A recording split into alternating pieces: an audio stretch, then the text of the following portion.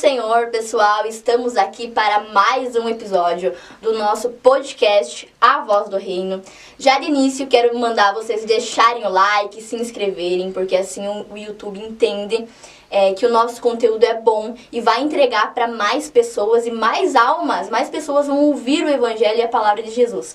Então colaborem conosco, curte, comente, marque os amigos, que é de extrema importância para nós. Não é isso, David? Exatamente. E o nosso convidado de hoje, diretamente de Chopezinho, ele que é muito importante, nosso presbítero, que é meu professor também, lá em Pato Branco, às vezes quando eu vou, ele dá aula para nós lá. Com vocês, Jonathan. Seja bem-vindo, Jonathan. Fique à vontade. Se sinta livre, que Deus tocar no seu coração. O nosso tema de hoje é sobre casamento, né? Deixa Deus te usar. Queremos justificar também a ausência hoje do irmão Marquinhos, que não pôde estar presente por motivos maiores, mas cremos que vocês vão entender, ele não está aqui hoje. Então, irmão, se apresente, seu nome, de que igreja você é, como que foi seu ministério, o início da sua caminhada. Glória a Deus. Gente, é um prazer gigante estar aqui, muito obrigado. Obrigado por essa oportunidade de falar da palavra de Deus, que é isso que nós devemos fazer como cristãos. Espalhar a mensagem, essa é a ordenança que Jesus nos deu. Eu sou o Jonatas Rodrigo, atualmente exerço a função do presbitério na Igreja Missionária Paz do Senhor, ali em Pato Branco. Sou um camarada que há um tempinho já tenho aí na caminhada na casa do Senhor, mas nem sempre fui um cristão. Eu nasci num berço que deveria ter sido evangélico, mas a minha mãe, no meu nascimento, estava afastada. E com aproximadamente 7 anos, aí ela voltou para Jesus. E de lá para cá eu tenho seguido essa caminhada. Na minha adolescência me afastei um pouco, mas graças a Deus que o Senhor me resgatou. E agora a gente está aqui para glorificar o nome de Jesus. Para a honra e glória do Senhor, eu sou casado com a Ana Carolina, ela não pôde vir. Ela está trabalhando, casado há 12 anos, vai fazer 13 anos já. A gente casou bem novo. Estava conversando ali com vocês e com a Bia. Casar novo hoje não é um problema. É até difícil, né? O pessoal hoje já não quer. Mas nunca foi um problema. E a gente vai até conversar um pouquinho sobre isso, né? Bem interessante esse nosso tema de casamento. Sou casado com a Ana há 12 anos. Amo a minha esposa. Amo a Deus e por isso a gente tem caminhado junto nessas nossas jornadas. Para a glória do Senhor, eu sou formado em Teologia pela Universidade Metodista de São Paulo, graduado. Também sou formado em Contabilidade pela Universidade de Guarulhos. Estou aí em umas pós-graduações que aí estão caminhando ainda, mas ainda não terminei. Mas isso tudo não de nada vale se a gente não tiver o amor. E esse assunto que vocês colocaram hoje para nós é excepcional. É a gente falar de família, de casamento, porque não importa se a pessoa é cristã ou não, ela vai enfrentar problemas. Sim. E a gente como cristão temos algumas ferramentas que deveríamos saber usar melhor. E é isso que a gente vai discorrendo aí durante esse podcast. Muito obrigado mesmo, sou muito honrado, muito feliz. Talvez aí não esteja muito bem colocado, meio deslocado, que é a primeira vez que eu participo. Mas Capaz. Obrigado mesmo por essa honra, é um prazer estar aqui com vocês. Amém. A gente vê lá em Gênesis, quando Deus criou Adão e Eva, que surgiu o primeiro casamento, né? Então, de fato, a gente sabe que o casamento foi instituído por Deus, né? E como que a gente faz? Como que é esse processo de casamento? Como a gente deve escolher a pessoa certa, buscar? Ajude de repente os jovens que têm dúvida hoje em dia, querem casar, mas não sabem escolher a pessoa certa. Como que a gente pode fazer para seguir um caminho correto conforme os mandamentos de Deus? Casamento é uma das primeiras coisas que Deus fez para nós, né? A Bíblia vai dizer que Deus criou o homem, os animais, e ele viu Adão sozinho, solitário, e viu que não era bom. Sim. É um contraste ali com tudo aquilo que ele vai criando e ele vai vendo que é bom. E ele percebe que o fato de o homem estar sozinho não era bom. Hoje não é uma regra, a pessoa é obrigada a casar. Mas a falta de um casamento no decorrer da vida não te permite uma completude daquilo que Deus planejou. Deus planejou o homem e a mulher para se casarem e terem uma família. Esse é o projeto de Deus. Se você não é casado por escolha, isso não é um problema, não quer dizer que você não seja feliz, não quer dizer que você não possa ser salvo, ou nada disso. Mas o casamento é algo que Deus planejou. E quando Deus planeja, naturalmente, tudo que Deus faz é bom. Só que nós enfrentamos algumas dificuldades no decorrer da vida para entender esse projeto que Deus fez. Como pode algo ser bom para mim se eu encontro tantas dificuldades? Talvez o maior erro que nós tenhamos hoje é procurar a pessoa perfeita. É procurar uma pessoa que preencha aquilo que eu não tenho ou aquilo que eu não sei. Mas o casamento, ele não é algo para te satisfazer o ego ou um vazio que você tenha. O casamento, ele é um relacionamento, uma ferramenta que Deus proporciona para justamente tenhamos uma vida a 2, a 3, a 4 da família em completude com Deus. Adão poderia continuar no jardim do Éden o tempo que precisasse, Sim. sozinho. Mas Deus viu que não era bom. O ser humano não foi criado para ser solitário. Agora nós temos um problema dos jovens, como você falou. Como orientar um jovem a escolher uma pessoa correta? Primeira coisa que o jovem tem que procurar na pessoa que ele escolhe ou que ele é atraído é se essa pessoa ama a Deus. Isso para um jovem cristão. Existem muitos estudos e muitos acompanhamentos de psicólogos, de psiquiatras, de que nós temos que procurar coisas similares um no outro.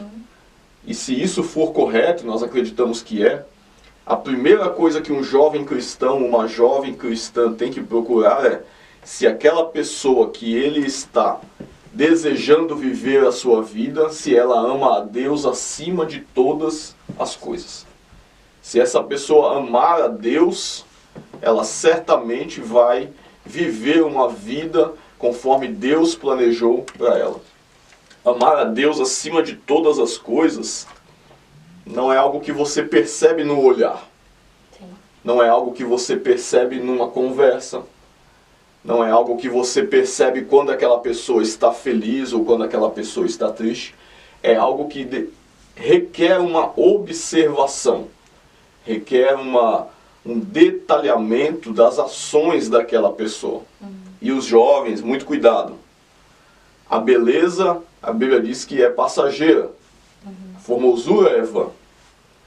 A gente procura muito o detalhe da beleza. Hoje em dia, o detalhe do conhecimento. Né? O meu namorado ou a minha namorada, o meu noivo, a minha noiva tem muito conhecimento, é muito bonito, é muito influente, as redes sociais, né? Tem muitos e muitos seguidores. Mas a pergunta mais importante que você deve fazer é: o meu noivo, a minha namorada, a minha noiva, segue a Cristo? Se ele segue a Cristo de uma forma íntegra, não só para aparecer, já é um excelente primeiro passo. E hoje em dia também, só acrescentando, os pais ensinam os jovens a achar alguém que se faça feliz. Minha filha, case com alguém que te faça feliz. E eu discordo com isso. Porque muitas vezes o certo para nós hoje que somos casados é fazer alguém feliz. Porque se a gente pensar em casar para querer algo, né, a gente vai acabar se frustrando. Porque às vezes aquele parceiro também vai querer ser feliz. Então os dois querendo ser felizes, vai virar em quê, né? Acaba virando em nada. Então se todos nós acordar, né, até as pessoas que querem casar, poxa, não, eu quero casar, mas eu quero fazer alguém feliz, né? Eu quero tomar a mão dela do pai e tal, e chegar e dar a vida que eu queria ter para ela, né? E não ter aquele preconceito de simplesmente ser egoísta. Ah, não, se eu não estou feliz, então... Porque a maioria dos casais fala isso, né? Eu separei porque não me fazia feliz e tal. Então, por isso que é importante, a importância também de ter um cônjuge que ame a Deus acima de todas as coisas, porque aparentemente, se a gente parar para analisar, quem crê em Deus, ele já vai ter esse amor com ele, né? Então vai ser tudo convergido na mulher. Um jovem cristão, ele ama a Deus, ele percebe que tudo que ele faça, Deus está no meio. E tudo que ele faz para Deus. Então ele vai ter... nós nunca podemos dizer o que uma pessoa vai ser no futuro, né? As pessoas mudam, mas um princípio é, se um jovem ama a Deus, ele no mínimo vai respeitar a esposa, porque a Bíblia ordena isso, porque Deus ordena isso. Ele vai honrar a pai e mãe, porque Deus ordena isso. Ele vai ensinar os filhos no caminho do Senhor, porque Deus ordena isso. Então, se ele ama a Deus, ele vai seguir os ensinamentos do Senhor. Se ele segue os ensinamentos do Senhor, a esposa vai educar os filhos corretamente, ela vai ser coluna do lar, ela vai ser uma auxiliadora do esposo naquilo que ele precisar, ela vai amar e honrar o esposo nos momentos em que são necessários.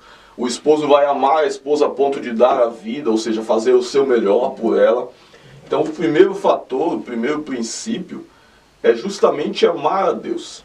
Se você hoje está procurando um casamento, aos jovens aí que estão na busca de uma pessoa que seja aquela que Deus te direciona, aquela que Deus escolheu, eu não vejo muito dessa maneira de que Deus escolheu alguém. Quem escolhe somos nós. E nós devemos escolher pela sabedoria bíblica. Eu não vejo como uma pré-determinação. Deus determinou que eu me casasse com a minha esposa desde antes de eu nascer. Essa doutrina de que algumas pessoas acreditam é um pouco complicada, porque Deus estaria determinando algo e eu não teria liberdade para escolher. Sim. Então, se Deus determinasse ou pré-determinasse antecipadamente isso, todo problema que viesse a ocorrer seria a culpa de Deus, porque foi Ele que escolheu. Então, e Deus não erra. Então, se desse errado, então a gente começa a entrar em alguns problemas aí, né, de pensamentos. Quem escolhe somos nós. Deus não tem nada a ver com quem você escolhe. Ele vai ser colocado dentro do relacionamento se você quiser que ele participe. E aí, é assim que nós vemos quando nós observamos a Bíblia desde o princípio. Quando Deus colocou Eva ao lado de Adão, ele quis manter o mesmo relacionamento que ele tinha com Adão antes de Eva existir. Então, coube a Adão apresentar Eva a Deus e dizer, olha, todos os dias à tarde ele vem aqui falar comigo. Então você quer ter esse mesmo relacionamento que eu tenho, é só você ficar aqui comigo. É só você obedecer, é só você prestar atenção no momento. Quando Deus criou a Eva, Deus não falou, Adão, a partir de hoje ela e você tem que vir aqui comigo. Não, Deus deu a liberdade para eles.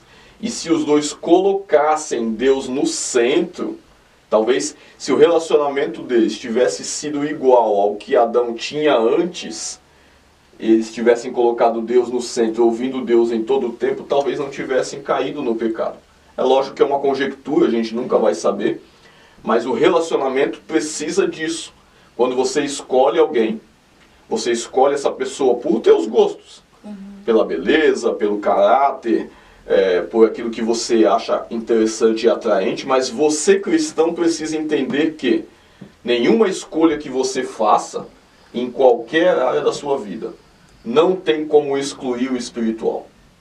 E não vai vir um anjo chegar e falar, eis ali a tua mulher, eis ali o teu varão. Isso não existe. A escolha tem que partir de você com a sabedoria bíblica. E a primeira parte que eu indico é, veja se essa pessoa ama a Deus. Se ela busca a Deus de verdade.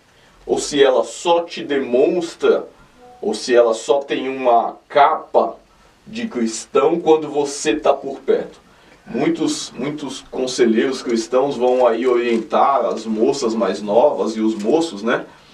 As moças principalmente, a saber se o jovem ele é de Deus, observando como ele trata a própria mãe dele, como ele trata a irmã dele, como ele trata a vizinha, que ele não tem nenhuma obrigatoriedade e responsabilidade. Se ele é generoso com pessoas que ele não conhece e com pessoas que ele conhece da família, a probabilidade de ele ser generoso com a mulher vai ser grande. Agora, se ele só é generoso com a namorada quando está perto dela, para ganhar o coração dela e depois ele age de uma maneira contrária, o que garante que ele não vai mudar essa ação com ela depois de casar? Essa é uma preocupação que nós devemos ter, baseados no princípio bíblico de que nós nos uniremos ao nosso cônjuge. Então muitas pessoas confundem a questão da união, do casamento hoje em dia, achando que isso é uma banalidade. Quando você se une ao seu cônjuge, você absorve muitas características dele. E ele absorve muitas características suas. A Bíblia vai falar do jugo desigual. Porque o jugo desigual ele é perigoso para o cristão. Porque se um jovem casa com uma jovem que não é cristã, no relacionamento ele vai começar a absorver algumas coisas dela. A convivência te faz absorver algumas coisas. E se você é um cristão que absorve as coisas do mundo, o natural vai ser você gostar mais das coisas do mundo do que das coisas de Deus, devido à força que a carne tem. Assim como tudo bem, o jovem do mundo ele pode absorver coisas cristãs, mas o contrário também é real. Sim. Então quando a Bíblia vai dizer lá em Gênesis que o homem deixará o pai e a mãe e se unirá à sua mulher e se tornarão uma carne, como que se torna uma carne se eu não adquirir as características do outro? Eu adquiro. Isso é em tudo. Você vai começar a ter os mesmos gostos, algumas preferências iguais, algumas atitudes no dia a dia igual. Isso é natural de quando há um casamento, porque é uma união. Os dois se unem e passam a ser um só. Então o jovem que está procurando alguém para casar, procure alguém que ama a Deus, para que esse amor que você tem e o seu parceiro ou a sua parceira também tem, só aumente e não diminua. Legal. E agora me veio um questionamento aqui na minha cabeça, sou leiga nesse assunto, não sei se tem alguma coisa na Bíblia que fala a respeito disso, mas me veio a dúvida, já que você é teólogo para me auxiliar, a respeito do namoro antes do casamento. Pelo que eu entendo, no meu conhecimento, no Antigo Testamento, a maioria dos casamentos eram arranjados, né? A família que arranjava o casamento, porque primeiro se tinha o casamento para depois criar o amor, né? E agora, com o passar do tempo, a gente tem o namoro, que é o período que você conhece a pessoa para depois você casar. Tem alguma passagem na Bíblia, algo que fale a respeito do namoro? Nos tempos antigos não havia um namoro, né, como Sim. nós temos hoje. Havia um noivado, que era uma indicação, um tratado entre as famílias ali, um combinado, olha, minha filha vai casar com seu filho, e aí a gente noiva, faz uma festa, ou prepara uma festa, ou prepara um modo para quando casar ter aquela festa, né? O namoro é algo mais da cultura, tanto ocidental também, né? Quanto bem mais recente. O namoro cristão, ele não é errado. Por quê? Faz-se necessário você conhecer a pessoa com quem você deseja viver o resto da sua vida. O namoro cristão não tem um tempo. Não existe um período. Nós, até um tempo atrás, algumas igrejas delimitavam. Namora 6 meses, casa com 1 ano. Namora 3 meses, casa com 6 meses. Isso não pode ser delimitado. Eu não posso dizer que eu sinto uma segurança de me unir a uma pessoa para o resto da vida, enquanto eu ainda não tenho um conhecimento no mínimo básico de tudo que ela gosta, de tudo que ela faz, dos pensamentos que ela tem. Sim. Tendo em vista que eu planejo viver o resto da vida com ela. O namoro cristão, ao meu ponto de vista, junto com o noivado, é mais importante até do que o namoro do mundo. Porque o mundo, ele faz um relacionamento hoje e se der errado, ele já pensa em se separar. O cristão não pode ter esse pensamento no seu coração.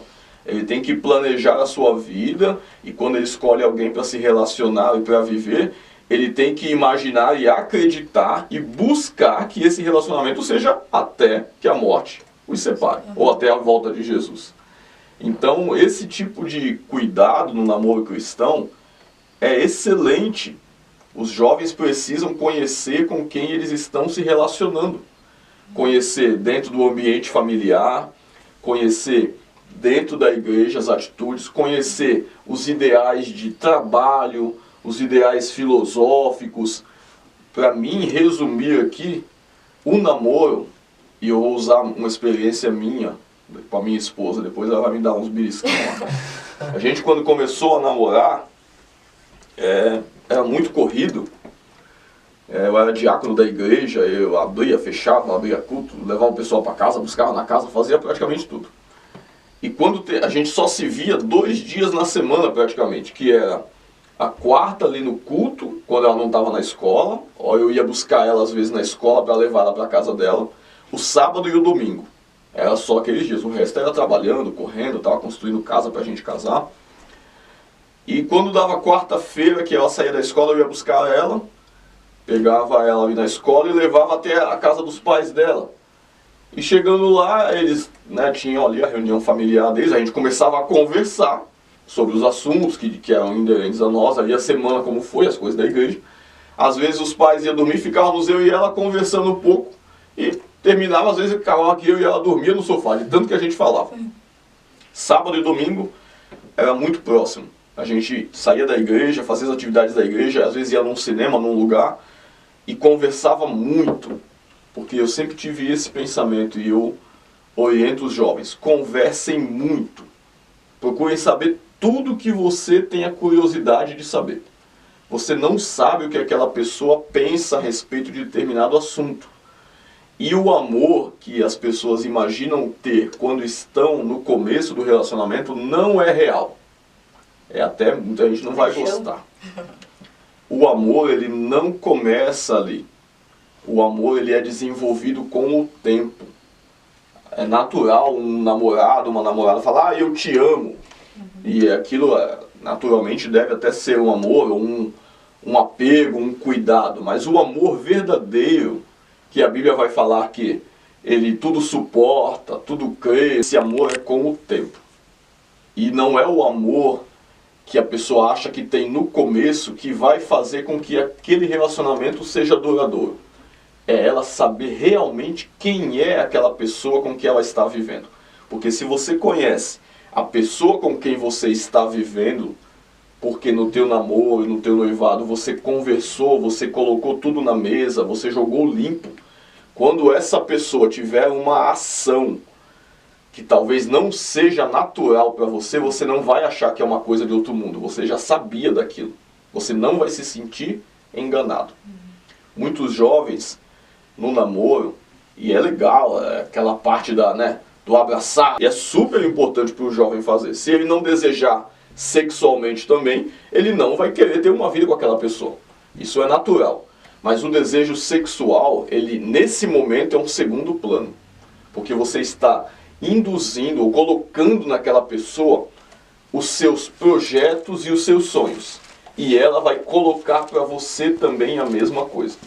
Muitos casais têm diversos problemas depois de um tempo, porque quando chega 2, 3, 4 anos de casado, vou dar um exemplo aqui qualquer, o esposo fala, eu quero ter um filho. A esposa fala, mas eu nunca quis ter filho. Mas como que vocês chegaram nesse ponto de terem casado e nunca terem conversado sobre isso? O outro fala, eu quero viajar para os Estados Unidos. O outro fala, não, eu nunca quis ir para sair do Brasil. Então até esses pequenos detalhes são super importantes. Qual é a cor que você gosta? O que você gosta na casa? Olha, eu gosto de uma casa brilhando todo dia. Não, eu não gosto. Então para a gente continuar, a gente vai ter que entrar num termo comum. Olha, eu sou uma pessoa que sou pragmático. Ali para mim, se o copo estiver fora do lugar, eu já fico agoniado. Não, eu sou aquele que para mim faz tudo no final de semana. Então, essas coisas são super importantes para se alinhar. Essa pessoa que eu estou escolhendo para viver comigo, ela vai mais brigar comigo no dia a dia ou vai mais me proporcionar momentos em que eu vivo aquilo que Deus escolheu para mim viver? As brigas e as questões, elas são normais. Mas se eu alinho esses pensamentos, eu diminuí talvez aí 80% dos meus problemas. Porque eu sei o que a minha esposa quer e ela sabe o que eu quero. Eu sei do que ela gosta, ela sabe do que eu gosto. Eu sei do que ela não gosta e ela sabe do que eu não gosto. Eu e a Carol, se ela estivesse aqui, ela ia concordar. Vamos fazer 13 anos de casado, para a glória de Deus. A gente nunca teve uma briga feia de falar, ficamos brigados. Às vezes a gente tem uma discussão ou outra, que é normal, mas briga mesmo nunca tivemos. Por quê? Porque a gente alinhou praticamente tudo desde o começo. Então, às vezes ela fala alguma coisa, eu falo, não, mas tu já sabia. Eu, opa, pior que eu sabia. Aí é verdade, desculpa, eu sabia e eu esqueci ou eu não prestei atenção. Você já tinha falado isso pra mim, então você não tá errada. Você já tinha falado que é assim que você gosta. Da mesma forma, o contrário. Tem alguma coisa lá, eu falei, mas você sabe que eu era assim. Você sabia que eu gostava assim. Então, já não sabia antes, sabia. Então, o que foi ligado, né, tá concordado. Tem alguns ditados aí que o combinado não sai caro, né? Então, o que foi alinhado ali antes é mais fácil de ser resolvido do que você ter uma surpresa. Mas eu não sabia que você gostava disso. Mas eu gostava. E eu não vou deixar. Como não vai deixar? Então, é uma coisa que é um problema. E esse pensamento, ele auxilia muito durante a caminhada. Porque muitos jovens, principalmente dentro da igreja, eles às vezes querem se apressar demais pelo desejo da carne, né? Igual você falou, ele tem o desejo sexual e quer casar logo por conta disso. E às vezes não conhece a pessoa, casa, passa o tempo, se arrepende, quer divorciar, né? Então esse pensamento, essa ideia de você conhecer a pessoa, a ideia do namoro, eu acho super válida, né? Necessária para você, de fato, conhecer a pessoa, né? Conhecer a pessoa. Os jovens cristãos, né, a gente brinca que não tem muito tempo, né, começa a namorar logo quer casar, né, pela questão da sexualidade, por ter essa limitação de não poder fazer o ato sexual antes do casamento, segundo a Bíblia ordena, né? Mas o impulso deve ser controlado. Sim. Porque o cristão, assim como ele deseja muito rápido a questão da sexualidade, na contramão ele tem que pensar que ele vai viver a vida toda com aquela pessoa. Ele tem que pensar que ele vai viver todo o caminho dele, uma vida inteira com aquela pessoa. Então o momento do prazer sexual não pode cobrir aquele momento que ele vai viver o resto da vida com aquela pessoa. Os ímpios, né, o pessoal do mundo, eles não estão preocupados com isso, né? Eles têm aquele momento e acabou. Eles não entendem a sexualidade como uma parte do casamento. Eles entendem como uma necessidade do corpo. O cristão entende a sexualidade como uma parte do casamento. É uma necessidade do corpo, mas é uma parte do casamento, assim como filhos. É uma necessidade que a mulher e o homem têm, mas é uma parte do casamento, assim como adquirir um bem, assim como cuidar de algum projeto futuro, faz parte do casamento. Então, você tem que pensar na parte como um todo. Naturalmente, jovens que vão ouvir a gente aí, você não deve ficar enrolando sua namorada o resto da vida. Né? Quando você começa a namorar, você precisa focar naquilo. Você está escolhendo um namoro e você está escolhendo algo com aquela pessoa ali e vocês vão focar. No nosso meio cristão aí fala que a gente está orando, né? Já ouvi bastante. Estou orando, irmão, estou orando com a fulana, né? Isso é legal. Você não vai ficar enrolando, né, o tempo todo, até porque a chance de você cometer o pecado ali da sexualidade é alto. Quanto mais tempo vai passando, o desejo vai aumentando, o inimigo vai proporcionar laços para você cair, e todo aquele projeto que você estava fazendo espiritual, se de repente você cai no laço do pecado ali, ele pode até ser frustrado mais para frente. As suas forças vão minar muito ali. Muitos jovens têm um projeto de Deus muito grande na vida deles, no casal. Eles estão caminhando corretamente, estão ali já cuidando do ministério, planejando a família, e de repente, ao cometer o pecado, né, do ato sexual, aquilo ganha uma força muito grande dentro deles, que eles ficam fracos espiritualmente e o pecado parece que sempre vai estar acima deles. E às vezes eles nem mantêm mais o relacionamento, ou às vezes mantêm porque foi forçado, ou às vezes mantém porque tem vergonha, ou porque às vezes a mulher engravidou e agora tem uma família que precisa continuar. Então são diversas coisas que aparecem que não estavam no plano. Mas mesmo se foi feito, volte ao começo. Se você jovem aí está ouvindo a gente hoje, está com a sua namorada, o seu noivo, a sua noiva, e cometeu esse pecado, não abandone. Não há nada que não possa ser perdoado pelo Senhor. O Senhor perdoa, volte do começo, planeje novamente e siga de onde você parou. Um pequeno tropeço, uma falha que teve ali, se você e a sua namorada se arrependerem, Deus vai continuar, vai zerar aquilo e vai continuar o projeto que tinha. É necessário o arrependimento, é necessário o entendimento do peso que isso proporciona ao jovem, da responsabilidade que foi isso, porque hoje até mesmo nas igrejas, infelizmente, para não perder os jovens, a maioria, para não perder um jovem do louvor, para não perder um jovem que é músico, que é filho de um pastor, as pessoas passam a mão ali, fingem que não aconteceu nada, que é normal, e infelizmente não é. Se a gente coloca normalidade no pecado, se a vida de um jovem inicia com o pecado sendo algo normal, ele vai ter isso no resto da vida dele. Ele vai viver, errei, mas foi normal, vai passar, ninguém vai falar nada, logo vai voltar tudo ao que era antes, e não é assim. Sim. Jovens que estão nos escutando, percebam como o pecado sexual, embora esse que eu vou citar seja um pouquinho diferente, mas é por causa do desejo sexual, percebam como isso afeta uma vida. É só vocês lembrarem de Davi. Davi deixou por um momento que a sua carne falasse mais alto e cometeu um adultério. E a partir daquilo ali, a vida dele foi mudada completamente. Então não leve como, é uma coisinha simples, é uma coisa boba. Não é. É sério. Mantenha a sua santidade com Deus, no seu projeto com Deus. Se você for fiel, as coisas vão caminhar corretamente, você vai ter uma vida plena com Deus. Se você não foi fiel, caiu, arrependa-se, assim como Davi, use o mesmo exemplo, se humilhe e Deus vai restaurar a tua vida. Paulo ele escreve em Gálatas, né? Gálatas 5,16. Isso vos digo, andeis no Espírito e não satisfareis os desejos da carne, porque os desejos da carne se opõem aos do Espírito, e os do Espírito contra o da carne, pois opõem-se um ao outro, a fim de que não consigais fazer o que quereis. Porém, se deixardes que o Espírito vos guie, já não estás sobre a lei. Então, Paulo ele já escreve que se você andar no Espírito, você vai conseguir, né?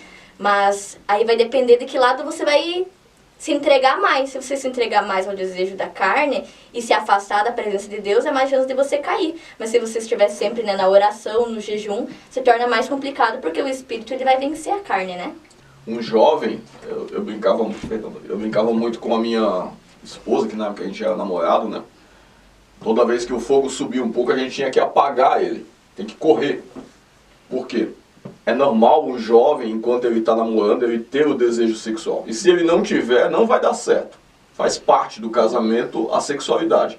Então, se ele tem a namorada ou namorado e ele não deseja sexualmente, isso não vai dar certo.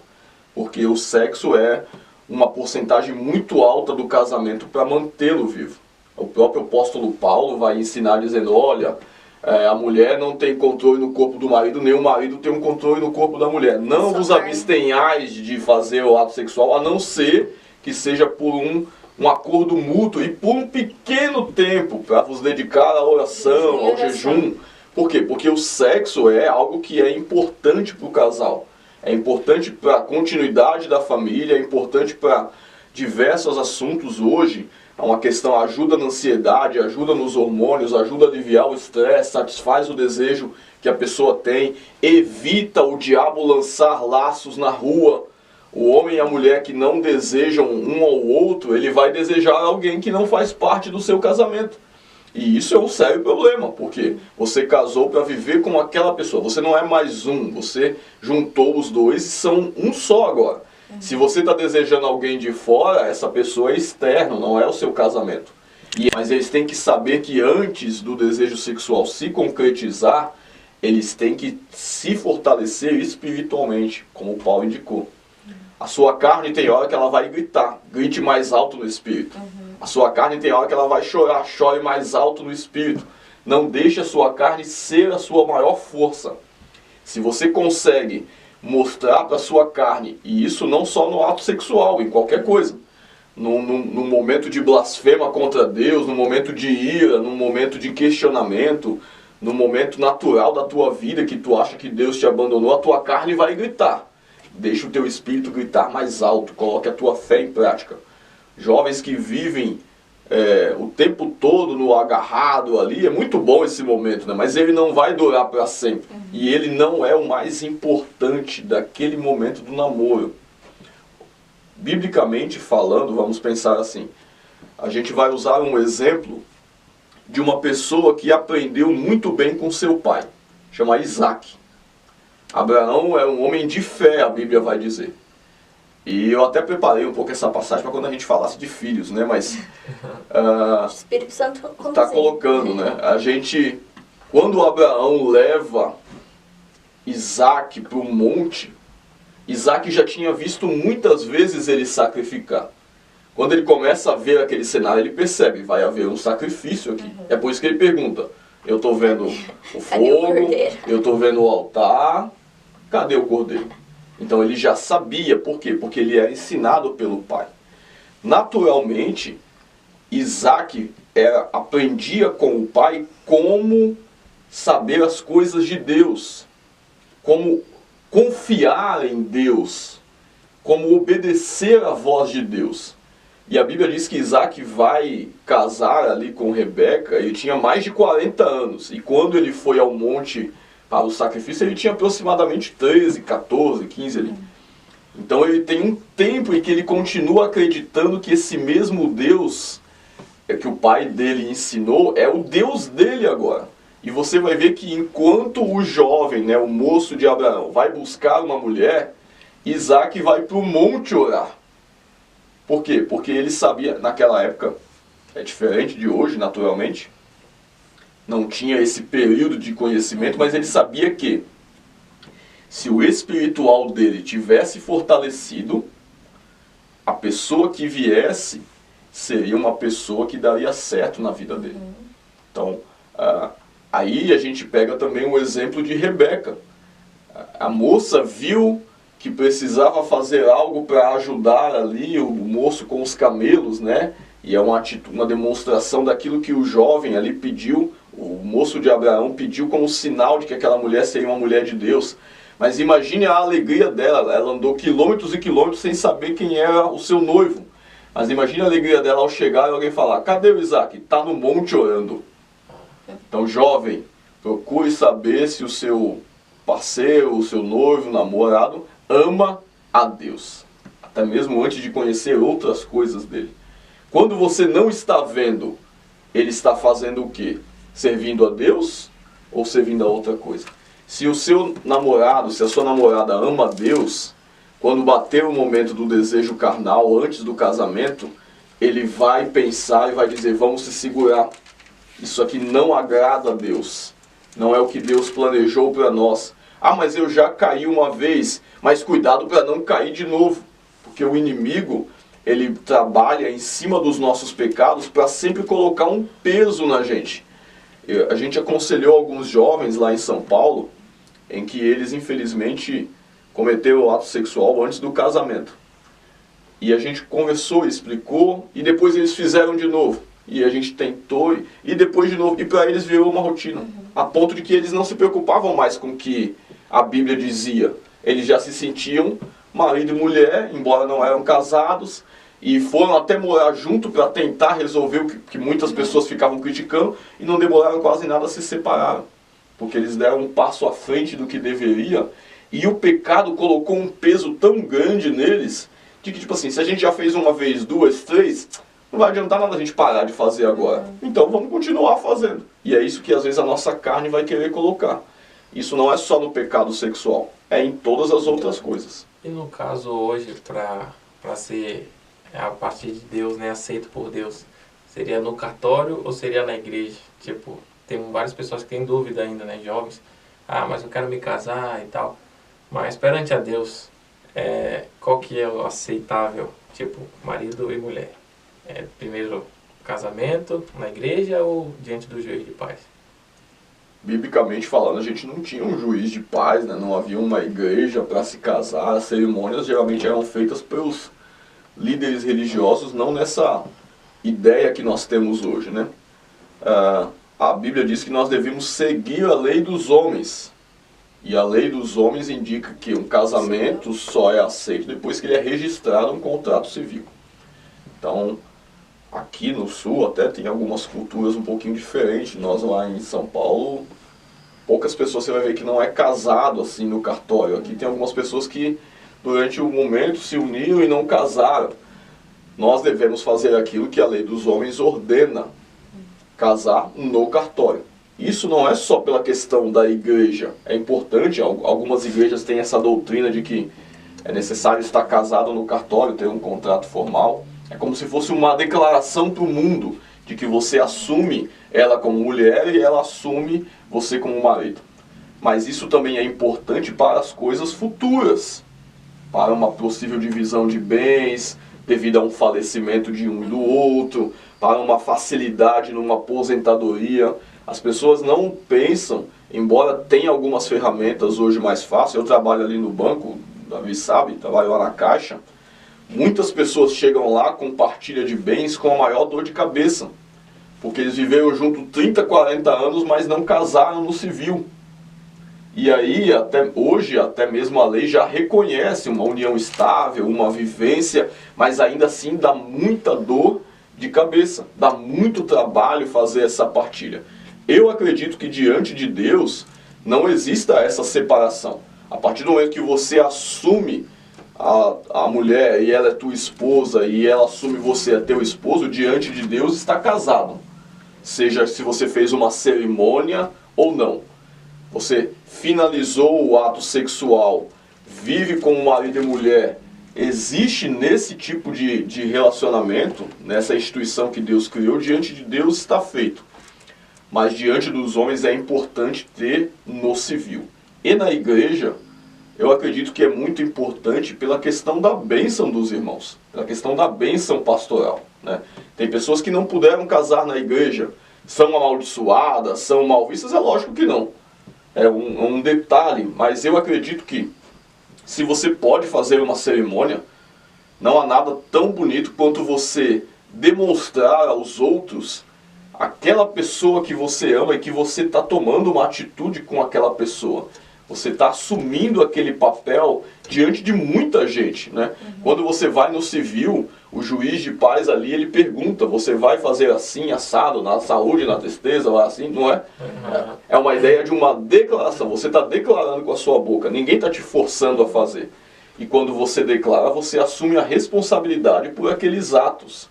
Na igreja, para mim, não é diferente. É você estar diante do seu grupo de fé, da sua comunidade de fé, que às vezes você vive mais com eles do que com outras pessoas lá fora, e todas essas pessoas levantarem a mão para orar por você, para abençoarem a você, para se alegrarem com você.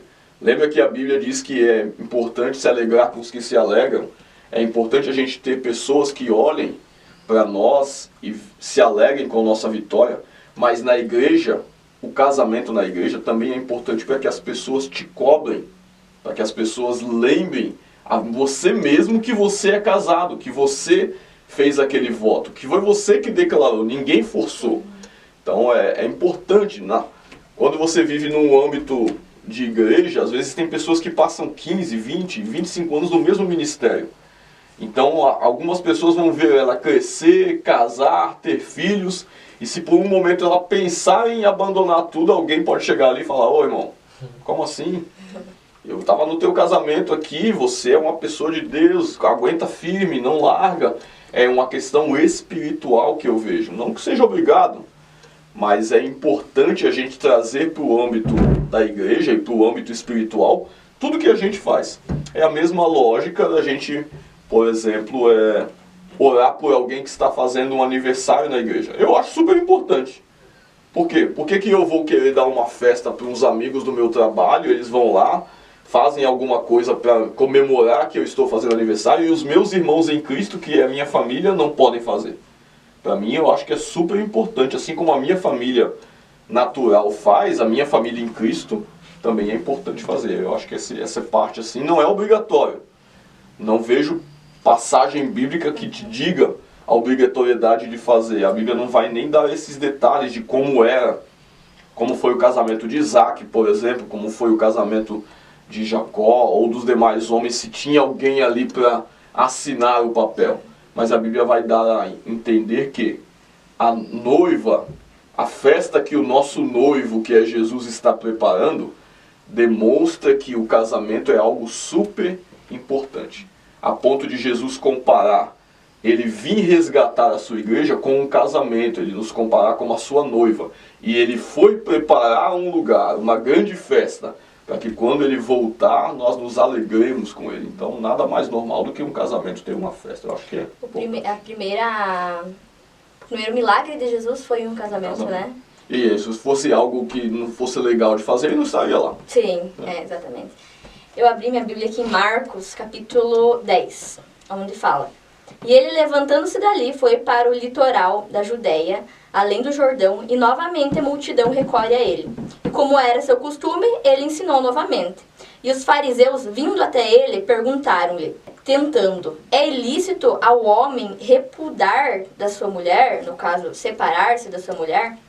E ele respondeu e disse-lhes: O que Moisés vos ordenou? E aqui entra um quesito, né? Que lá em Deuteronômio 24 fala sobre o divórcio no tempo da lei, né?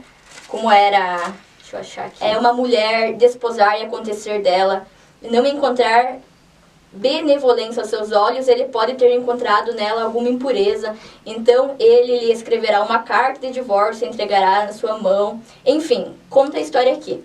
Então lá no início, Deus criou tudo perfeito, o homem e a mulher, o casamento, uma só carne. Aí vem a lei com Moisés e fala que é permitido o divórcio. Aí depois vem Jesus no Novo Testamento e fala que, novamente, reforça que os planos de Deus eram ótimos e que deveria unir novamente em uma só carne, né? O que a Bíblia nos ensina a respeito do divórcio? Que às vezes tem muitas pessoas que ficam em dúvida nesse quesito de divórcio, o que a Bíblia fala sobre o divórcio, porque, como você mesmo disse, casamento não é é só ir lá assinar um papel, né? Tem algo muito espiritual. E até aonde eu entendo, no meu entendimento, o divórcio só é permitido por imoralidade sexual. De fato, isso é correto? O que a Bíblia nos ensina a respeito disso? Deixa eu colar um pouquinho, né? Pode. Bom, eu estava estudando bastante isso ontem, né? Até anotei umas coisas aqui. Sempre que a gente lê sobre a lei, não é uma interpretação nova que eu vou querer colocar aqui. A gente precisa entender o contexto dela, né? Então, o contexto em que a lei foi escrita, o primeiro ponto é que a gente precisa entender que o povo de Israel estava saindo de um período de 400 a 430 anos de escravo. Eles não sabiam fazer nada. Eles não sabiam viver em sociedade. Sim. Eles estavam acostumados a 1, 2, 3, 4, 5, 6 gerações praticamente, só serem escravos, só obedecer ao que o Senhor manda, só fazer aquilo que os faraós ditavam.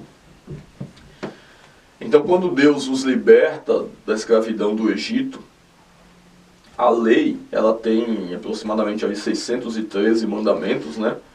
Ela não é só sobre a espiritualidade, ela é sobre uma convivência social entre eles.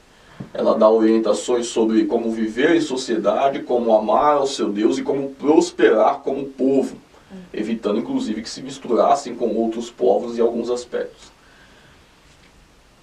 Pelo que nós entendemos da Bíblia, quando Deus criou Adão e a Eva, a ideia sempre foi que a monogamia, né?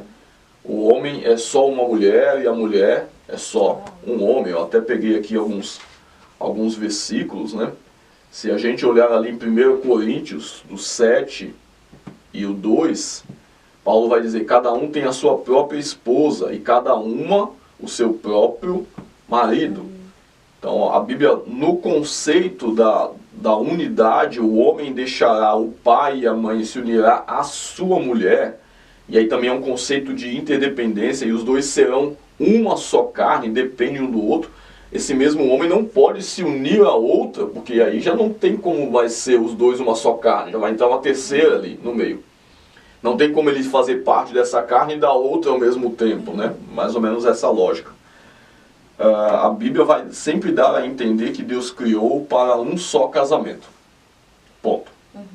Na época dos israelitas, enquanto eles estavam tomando a terra prometida, e logo após que eles tomaram também, eles não tinham um conhecimento muito legal sobre viver em sociedade. Eles não tinham essa sabedoria, essa maturidade em algumas coisas.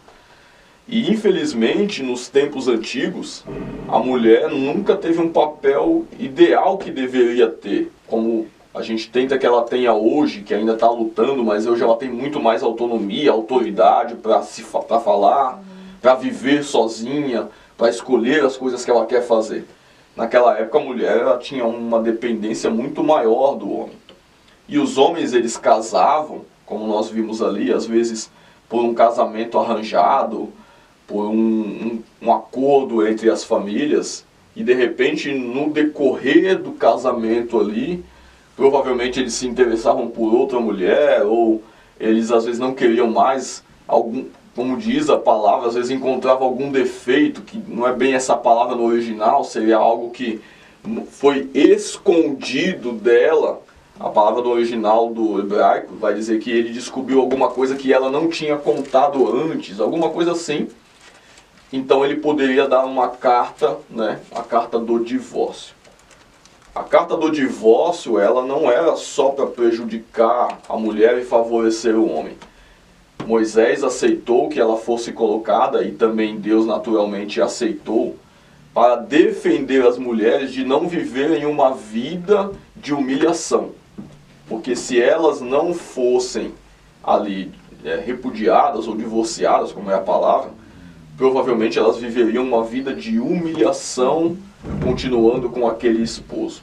Ele provavelmente usaria essa ideologia da poligamia, casaria com outra, e aquela outra teria diversos privilégios e essa não teria. Talvez a gente pode comparar até em alguns aspectos, porque isso era muito cultural da época, né? Deus ele criou o homem e a mulher para serem um só. Mas Deus ele respeita a cultura que nós estamos vivendo. Deus ele entende o nosso nível de maturidade. É só nós observarmos que algumas coisas que se fazia no Antigo Testamento, como os sacrifícios, já não são aceitos hoje, devido até ao sacrifício de Cristo e a maturidade que nós temos hoje. Proximidade de falar com Deus, né? Então algumas coisas são aceitas lá no Antigo Testamento porque o povo ainda era imaturo. A gente vê o exemplo de Lia e Raquel, talvez seja um exemplo que Jacó amava Raquel com muito amor, né? E Lia era meio rejeitada, né? Como um exemplo, talvez. Imagine, por exemplo, vamos dar o exemplo de Ana, que talvez seja até um pouquinho mais recente. A Bíblia vai falar que Eucana tinha duas esposas. A gente não sabe quem foi a primeira e quem não foi.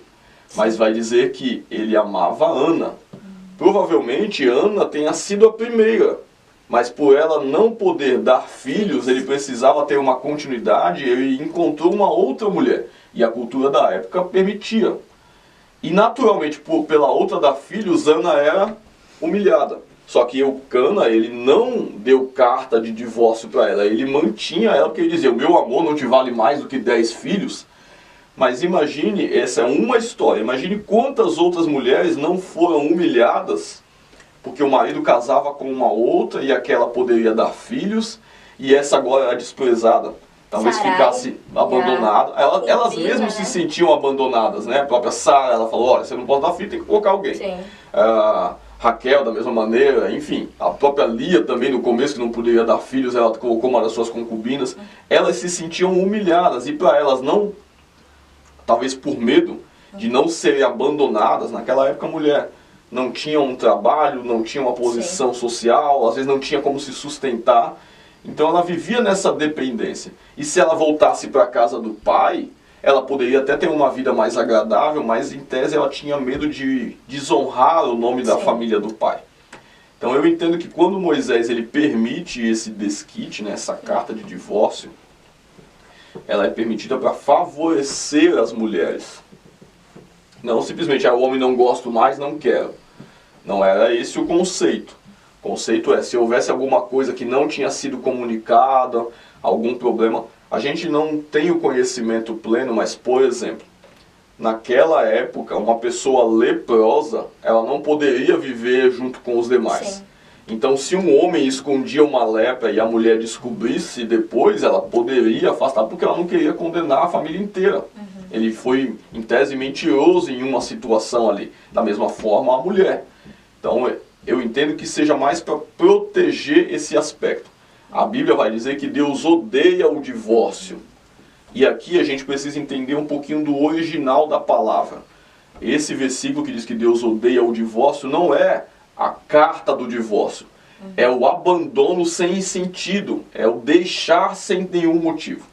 É o abandonar, largar. Deus odeia, porque os homens queriam aproveitar essa carta de divórcio para abandonar de qualquer forma. Qualquer motivo, por qualquer motivo. Por eu isso estava estudando a respeito de, queimou a comida é motivo de divórcio, infelizmente, né? É por isso que Jesus vai falar, olha, Deus odeia o divórcio. Jesus vem trazer, vocês estão inventando desculpas, querendo usar algo que vocês sabem que não era assim.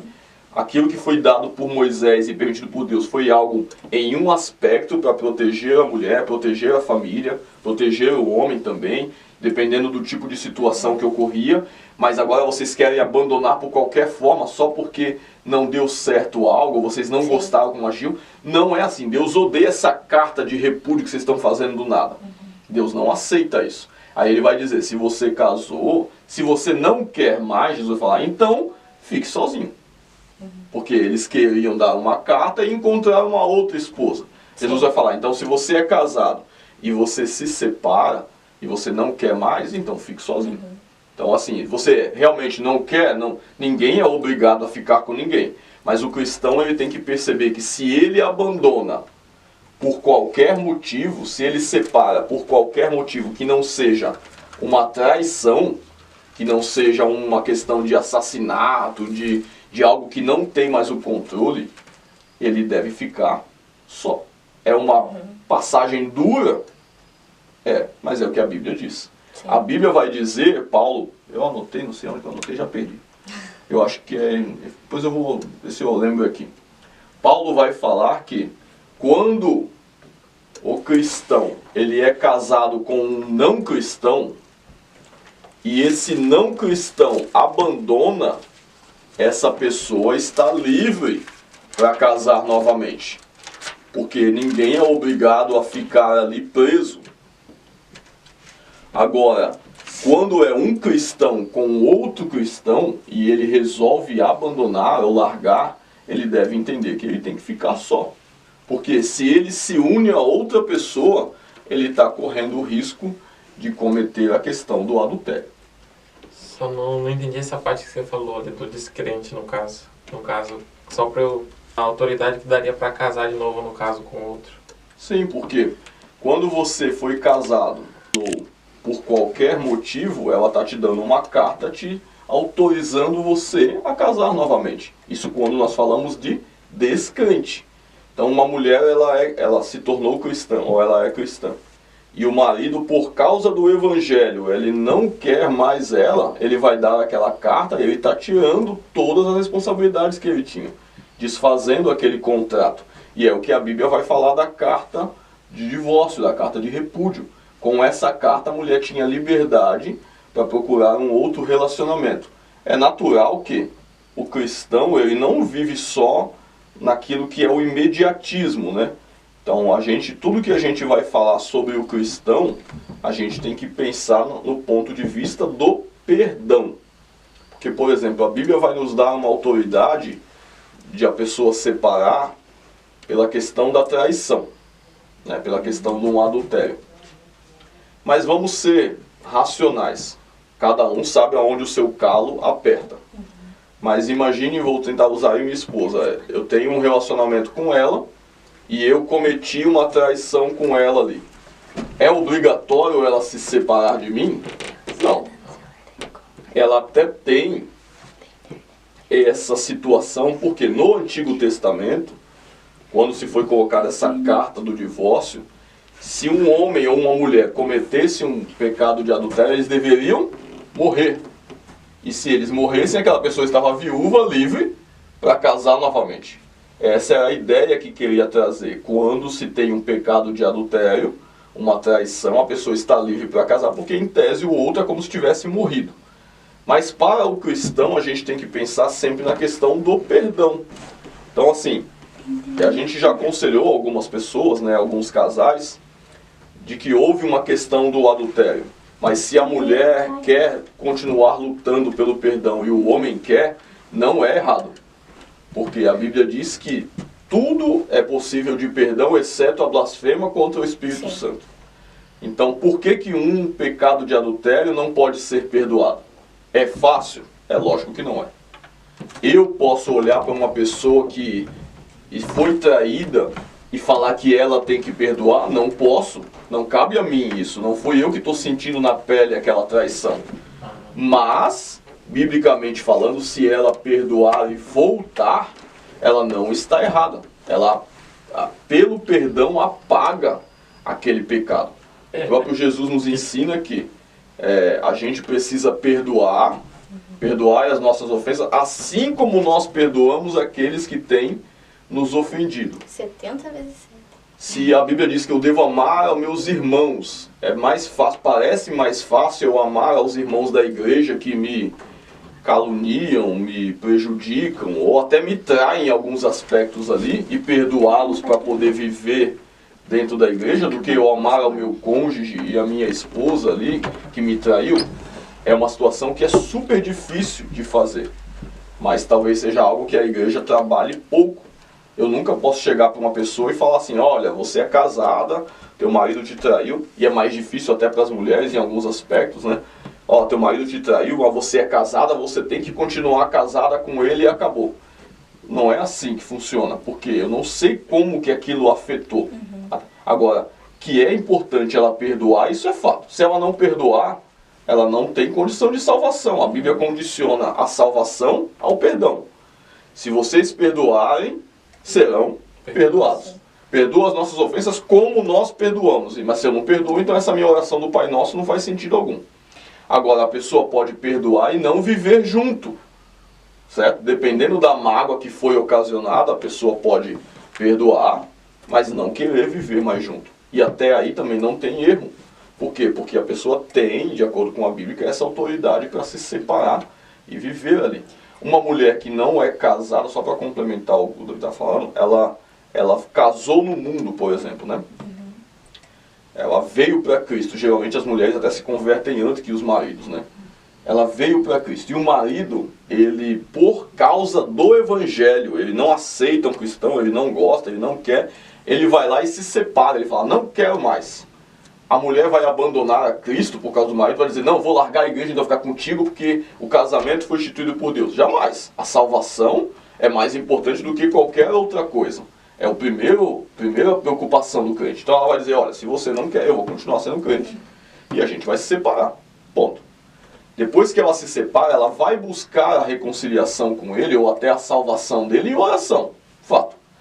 Mas se o tempo passa, ao meu ponto de vista, ela tem liberdade para casar com outro, porque foi aquela pessoa que a largou.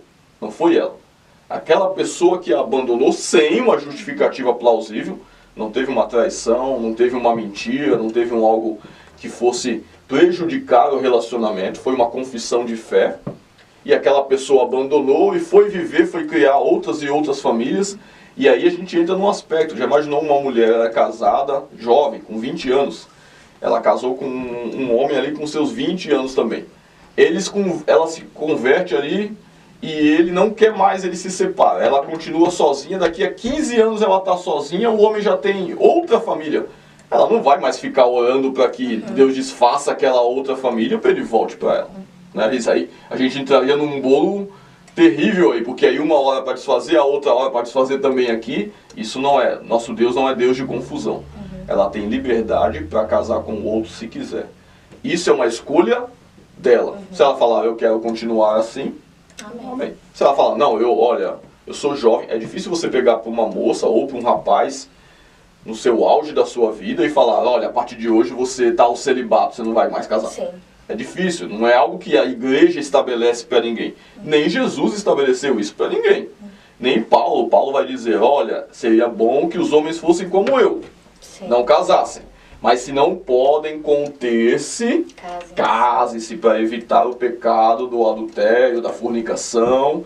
E aí casem e tenham uma vida de casados. Ele mesmo vai dar essa orientação. Se vocês conseguirem ser como eu, vocês vão fazer a obra, vão ter um pouco mais de liberdade para fazer a obra. Mas se vocês não conseguem conter, para evitar esse pecado. E se você pecar, a tua vida, que tu pode ser o maior missionário, a tua vida vai perder todo o sentido. Tu vai ter o trabalho e vai ir para o inferno. Por isso que eu entendo que tem essa liberdade. Deixa eu só ver se eu acho aqui. Eu trago um ponto, talvez um pouco polêmico, pode-se dizer. Eita. Porque casos que, de repente, um exemplo, ambos cresceram na igreja, casaram, tudo mais. O marido conhece a palavra, a mulher conhece a palavra, mas um exemplo, o marido agride a mulher em casa. O marido tem pressão psicológica em casa. O que fazer nessa situação? Porque às vezes as pessoas, elas passam por isso e elas não têm uma orientação. E tem muitos pastores e enfim, que eles falam, não, continue nesse casamento aí, mas você vai continuar sendo agredida? O que a gente entende no quesito da palavra nessas questões? Porque às vezes as pessoas sofrem com isso em casa, a gente nem sabe, né? De serem agredidas, de serem machucadas, enfim. Geralmente as mulheres sofrem mais com isso, né? E muitos pastores, para evitar o escândalo na igreja, né? Querem passar um pano ali, né? A gente já orientou alguns casais e quando eu oriento, eu sempre falo que se eu souber, eu denuncio a polícia. Sim. Teve um jovem, não sei se ele vai ver essa, se ele souber, ele vai saber o que é comigo. Ele começou com umas ações assim, meio grosseiras, falando da mulher e tal. E um dia eu chamei ele numa conversa assim e falei, cara, eu vou falar pra você, usando como se fosse um argumento qualquer, mas já pra ele saber que era com ele. Falei, se um dia eu souber de um camarada amigo meu que agrediu a mulher, chama a polícia pra ele. Chama a polícia pra ele, faço questão de levar ele pra prender. Faço questão de denunciar, porque pra mim isso não é o certo. Ele pode ser quem for. Ele arregalou os olhos pra mim assim, tipo... eu falei, não é? Aí ele, é verdade, porque não tem sentido. Se você tá nervoso com algo, não concorda com algo, alguma coisa aconteceu, não tem sentido agredir. Você pode... não quero, né, não vou fazer, eu vou dormir na minha mãe, vou fazer o que for. Se não tem os jovens casais aí hoje, né? Quando você, aí vai partir do princípio que a gente trouxe, se você conhece bem desde o começo, poucas coisas vão te assustar nas atitudes dele. Você vai escolher, olha, ele é meio grosso quando ele fica nervoso, ela é meio arrogante quando ela fica irritada. Será que vale a pena continuar? Se vale, eu já sei. Então se você já sabe, você já conhece um pouco. E mesmo que surja alguma coisa nova ali, a gente tem que ter maturidade, os casais novos aí, para perceber que a agressão, ela não tem sentido algum para um cristão e de acordo com a lei dos homens deve ser preso. Sim. Ponto. Então, a igreja, para evitar alguns escândalos, né, faz a mulher sofrer bem mais do que o homem em alguns aspectos, né, para ela ficar calada. Não, irmã, olha, não tem que orar, tem que denunciar. Agrediu, pastor, seja quem for, agrediu, denuncia. Muitas mulheres morrem pelos maridos e aí o cara pode ser o que for, ele pode ser crente, não crente, servidor público, milionário, pobre. Se ele vai demonstrando uma ira, uma agressão e a mulher vai aceitando, achando que ele vai mudar, vai chegar um momento que ele pode passar do limite e matar ela e ninguém vai dizer. Sim. Vamos dizer assim, por que ela não denunciou? Por que ela não parou antes? Então ela deve parar logo no começo. Seja um casamento novo, seja um casamento antigo, seja um casamento cristão, seja um casamento não cristão. Se o homem ou a mulher também parte para uma agressão, a primeira atitude é, se você fizer isso de novo, eu te denuncio. Vou te dar uma oportunidade para você se arrepender, a gente conversar, mas mas eu não quero saber, então eu vou te denunciar. Irmão, mas é feio, o meu marido é crente e está preso. Feio vai ser se um dia ele te matar. Feio vai ser se um dia você chegar com o olho roxo, machucada, ou o marido machucado, ou um filho ver o pai agredindo a mãe, isso é feio. Sim. Não é feio, meu irmão foi preso, fez uma besteira. Ué, Paulo foi preso muitas vezes. A Bíblia vai dar muitos exemplos de pessoas que foram presas porque fizeram coisas erradas e se arrependeram e continuaram sua vida cristã. Então a gente tem esse falsa ideia que a igreja não pode ter uma mácula. A igreja é o lugar dos pecadores. É o que mais tem, é pecado. Sim. Essa devia ser a nossa ideia, né, irmão? Sim. a igreja é linda, ninguém peca. Não, pelo contrário, ali só tá os pecadores que estão tentando se arrepender. Então, meu irmão, poxa, ele pecou, denunciei, ele ficou preso. Se ele largar, amém. A igreja tem que saber dar esse suporte à família, né? É lógico que cada mulher vai saber onde o seu calo aperta. É difícil a gente até falar sobre questão familiar, porque cada pessoa vive algo, né? Sim. Tem mulheres aí que estão vivendo, às vezes, de cabeça baixa, porque se ela largar, ela não tem o que comer, o filho vai ser agredido, ou uma educação do filho. Tem um homem que está vivendo também a mesma coisa. Ou às vezes uma prisão psicológica, assim, uma prisão, né? Tipo, se você me largar, você vai ficar sem nada, você vai passar fome, né? Tudo isso tem as suas exceções, né? Mas na lógica, no natural, seria uma família sadia, que a mulher tenha como se manter, ou que tenha o apoio da família dela, e que tenha o apoio da igreja. Se ela tem uma suposta agressão, ela denuncia e a igreja dá apoio na denúncia. Essa pessoa que agrediu, geralmente o homem, ele vai perceber que aquela mulher não está sozinha. Então, se ele continuar agredindo, ela tem como continuar a vida dela. O que muitos homens que são agressores fazem é justamente perceber isso. Ele agride uma vez, a mulher não tem para onde, ele percebe, ela depende de mim. Então eu posso fazer o que eu quiser quantas vezes, porque ela nunca vai ter apoio de ninguém. Às vezes a família abandonou, mas quem, oxalá que a igreja cuidasse, porque a igreja também é cuidado. É um pastor que chega para falar, olha cara, que benção que tu comprou um carro, Deus abençoe, eu vou orar por vocês. Chegar nele e falar, rapaz, se tu agredir a irmã de novo, vai vir a polícia aqui e eu vou estar junto denunciando. Os irmãos tudo vai saber, a gente vai espalhar por aí. É defender também a causa da mulher e falar, olha, não é porque você é dizimista, pastor, seja o que for, que a gente vai esconder o teu ato, não. A irmã faz parte da igreja assim como você faz. E além de não só fazer parte da igreja, isso é moralmente certo. Partindo aí talvez um pouco para outros pontos, né? Às vezes os pais veem os filhos caminhando para um lugar terrível e não tem uma atitude para fazer uma denúncia, para dar uma bronca, para mostrar algo, e o filho vai caminhando e ele vai orar. Mas a oração ali não vai ter muito efeito. Ele precisou fazer algo. A Bíblia vai dizer, corrija o teu filho com a vara. Dá-lhe nele. Por quê? Porque se você corrigir, ele vai começar a voltar para o caminho correto. Tem muito pai que vê o filho praticando um ato criminoso, por exemplo, um delito, e ele pensa, coitado, se eu denunciar ele vai para a cadeia. Ele vai para a cadeia agora e pode até ser restaurado, mas se você deixar aquilo, o pecado, ele só acumula, ele só vai aumentando o nível. Daqui mais para frente você não vai conseguir nem controlar, e quem sabe o que ele pode estar fazendo lá na frente. Muitas mães, por exemplo, pais, isso vai tudo numa família, né? Um pai, eu sou casado com a minha esposa, eu tenho um filho. O meu filho agride a mãe dele com palavra e eu sou omisso, eu estou dando liberdade para ele agredir a mãe, que é o personagem principal dele naquele momento, e depois a mulher dele que ele tiver. E a mãe também, ela permite ser agredida, ela está dando liberdade para o filho agredir qualquer outra pessoa na rua e provavelmente a esposa dele. E isso vice-versa. Então, um pouco desse peso vem dos pais também, de olhar e falar, olha, é melhor sofrer agora do que sofrer lá na frente, deixar isso virar uma rotina. Aqui eu tinha anotado, eu não sei, aqui ó, Provérbios 29:15. A gente entrou um pouquinho aí na questão dos filhos, né? Provérbios é o livro aí que vai mais dar umas orientações sobre esse respeito aí, na questão de educar os filhos, na questão também do relacionamento, né? 29:15? O outro versículo lá, o Davi, não sei, foi para sumiu. Eu acho que eu li, mas não anotei. Olha isso que diz, ó. A vara e a repreensão dão sabedoria, mas a criança entregue a si mesma envergonha a sua mãe. Isso é o que a gente vê muito nos dias de hoje, né?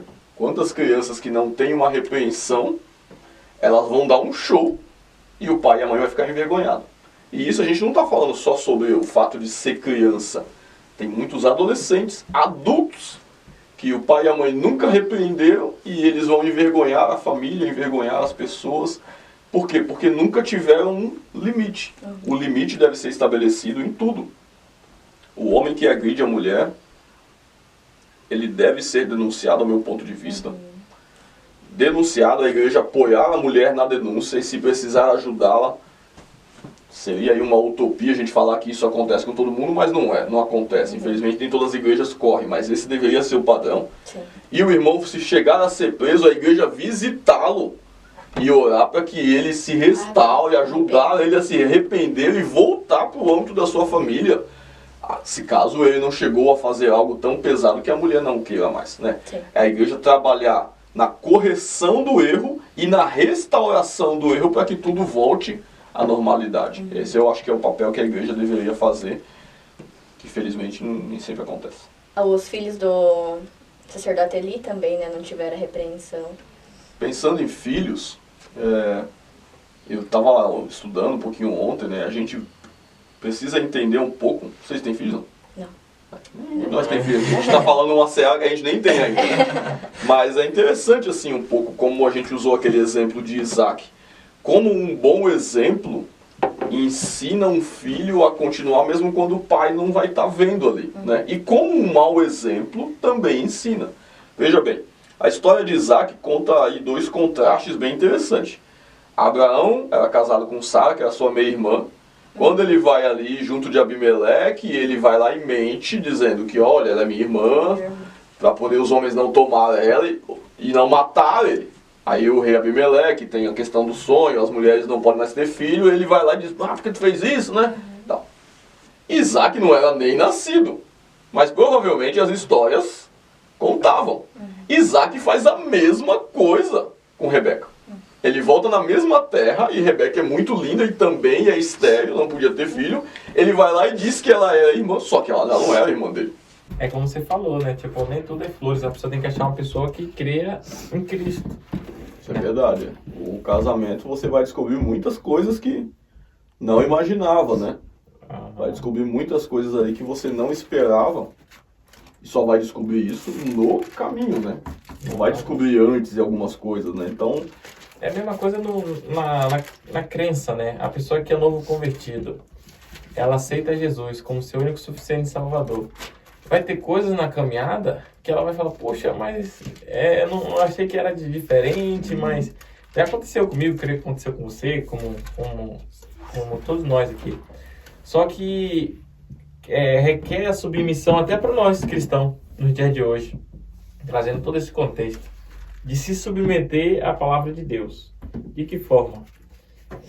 Quando a gente aceita Cristo, a gente tem gosto diferente de Cristo, começa pelas músicas, playlist, e aí a gente começa a renunciar, sabe? A gente começa a abrir mão, né? E no casamento não é diferente, né? Tem coisas que não me agradam no meu casamento, tem coisas que me agradam, só que para a gente viver uma vida harmonizada, né, a gente tem que ceder, assim como na nossa conversão, né? Porque se a gente sempre ficar achando defeito nos outros, não presta, aí separa, casa com outro, também não presta, e separa, vira... Nunca vai achar alguém. Nunca vai achar. Tipo, não existe casamento perfeito. Não existe. Tipo, eu falo por experiência de ser casado. Porque às vezes a gente casa, a gente acha, pô, vai ser perfeita a nossa relação. Negativo.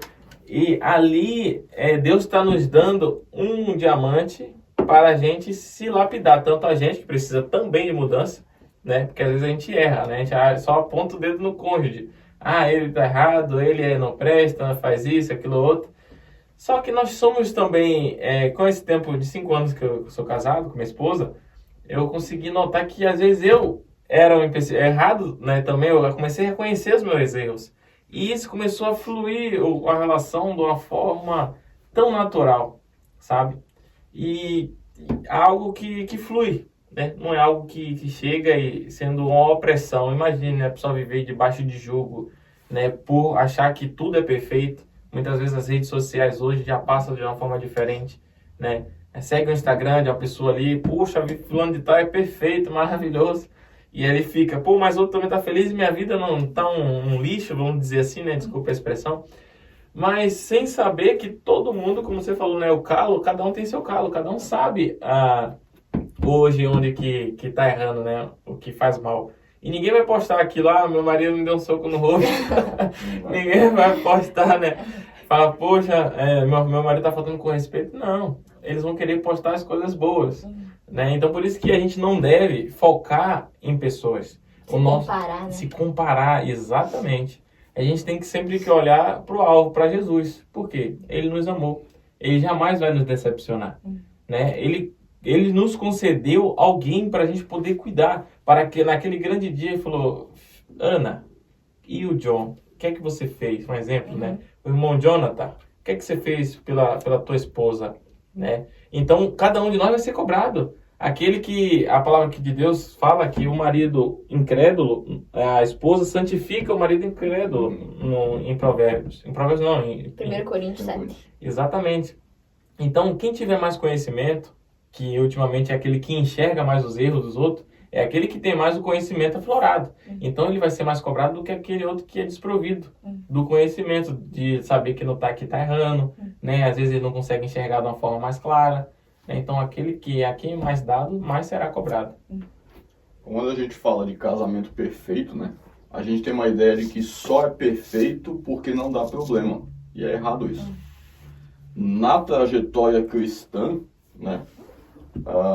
Não é esse o conceito, né? A trajetória cristã diz que a prova da vossa fé produz paciência, perseverança, e assim vai. Então, na caminhada cristã, as provações são parte da perfeição que Deus quer. Então, a gente precisa entender que na caminhada cristã, os problemas fazem parte do crescimento. Então, quando um cristão ele casa e ele imagina, estou casando com uma mulher de Deus, com um homem de Deus, nunca vamos ter problema. Ele não está pensando corretamente.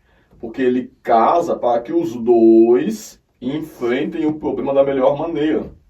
E até cresçam com o problema. A Bíblia vai orientar. A Bíblia vai dizer assim, ó.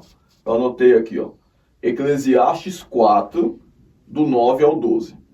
Melhor é serem dois do que um, porque tem melhor recompensa por seu trabalho. Por quê? Se um cair, seu companheiro o levanta. Mas ai do que estiver só, pois caindo não haverá quem o levante. Também se dois dormirem juntos, eles se aquecerão.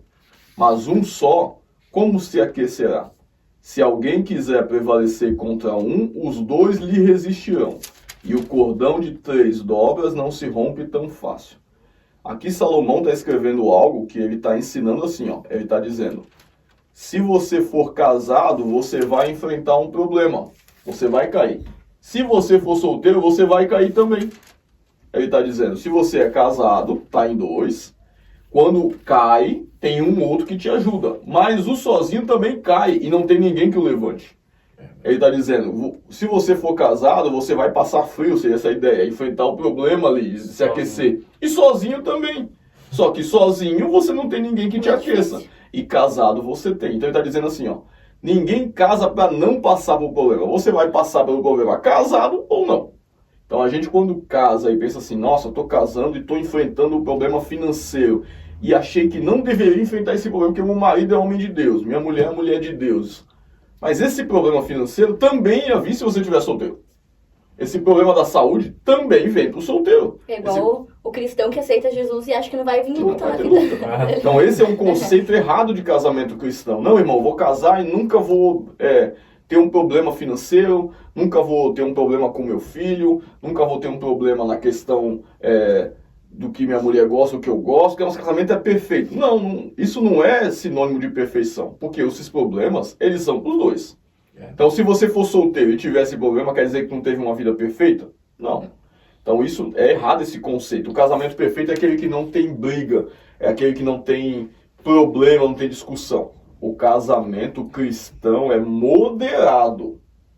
Então, se o cristão ele tá ali, ele vai ter uma discussão com a esposa, ele vai. A partir do momento que algum dos dois se altera, ele, opa, peraí, mulher, nós somos crente. Peraí, marido, olha, a gente é crente. Deus está aqui no meio. O cordão de 3 dobras não se rompe facilmente. Quando um casal não é cristão, que um altera a voz, o outro altera mais acima, e assim vai. Eles querem ver quem grita mais alto. O casal cristão, quando um altera, que o outro vai alterar, ele lembra, mas Deus não vai se alterar. Isso. Então eu tenho que, vamos moderar, porque Deus está no nosso casamento. A gente não chamou ele? Será que Deus está gostando dessa discussão aqui, da gente demonstrando quem é mais bravo, quem é que manda mais? Peraí, a maior autoridade no nosso casamento é Deus. Então não sou nem eu, nem você. Então vamos orar, vamos diminuir, vamos ver. É assim que você resolve um problema num casamento cristão. O problema vai ter igual. Um ímpio, na hora que ele está com algum problema, ele... dá um exemplo, ele vai lá, sai pro bar, vai encher a cara. Quer se matar. Ele quer resolver qualquer coisa do jeito que ele quer. O cristão, o que ele vai fazer? Ele vai orar. Por quê? Porque a resolução dele não está lá fora, está dentro de casa. É o próprio Deus que ele chamou para estar no casamento, está ali dentro. Então ele vai, opa, vou ali, vamos orar, vamos. Às vezes nenhum não quer. O outro não quer orar, mas o outro vai lá e fala, mas eu vou orar porque eu sei que a gente vai tentar resolver essa situação da maneira como Deus quer. Ele é que está no casamento. E aí essa questão da perfeição é um detalhe que a gente estava conversando ali com a Bia. É uma falta de orientação que o pessoal não tem antes de casar. Um jovem cristão que passa por uma espécie de discipulado, uma orientação, ele vai saber dessas coisas. Ele vai saber que ele vai enfrentar um momento de tribulação, de problema, de briga, mas de que ele não é uma pessoa como o outro do ímpio, que resolve na porrada, que resolve gritando. Ele vai ver que ele precisa partir para a palavra. Aí eu trouxe uns versículos aqui, ó, bem interessantes que eu achei. Por exemplo, quando a gente vê lá em 1 Coríntios 13, né, do 4 ao 7, né, vai falar que o amor é paciente, ou sofredor, né, não busca seus interesses, né. Poxa vida, eu consigo fazer isso com 2 meses de casamento? Bem difícil. Consigo fazer com 6 meses, 1 ano? Progressivamente eu vou conseguindo, porque o amor não se dá no primeiro mês, não se dá quando diz sim, não se dá quando consuma o ato sexual, ele se dá com o tempo. Só existe um ser que ama, que é amor, é Deus. Nós não somos amor, nós vamos amando. Na mesma proporção que nós vamos amando, nós vamos odiando. Então, até evangelho, até no cristianismo, né, com Cristo é igual. Você, quando é um novo convertido, você abre o teu coração e chora e diz, Senhor, eu te amo, Senhor, eu te amo, eu não te largo por nada. Vem o primeiro vento, o camarada treme todo e pensa, não sei se dá pra mim. Depois de um certo tempo, se você vai amadurecendo esse amor, bate um vento daqui, um dali, um de lá, e você tá... Vamos usar Pedro como exemplo que a gente estava falando. Pedro, no começo, era aquele amor fumegante, aquele amor destruidor, que alguém falou e falou, Senhor, se tiver que morrer contigo, eu vou. Pode vir, pode vir. Primeira oportunidade, ele vai lá e foge. Quando ele se arrepende, e aí Jesus chama e fala, Pedro, tu me ama? Eu te amo, Senhor. Pedro, tu me ama? Eu te amo, Senhor. Ele começa a entender que Jesus está dando 3 perguntas de amor, que foi as mesmas 3 que ele negou, para que apagasse aquilo, e está dizendo, esse amor é progressivo, Pedro. Então apacenta, cuida das minhas ovelhas, faz o que eu te mando, e você vai realmente me amar. Esse Pedro morre crucificado de cabeça para baixo. Um amor tão grande que não negou, já velho, ali aguentou por suportar aquilo que ele deveria ter feito quando jovem, que ele dizia, gritava que amava, ele correu.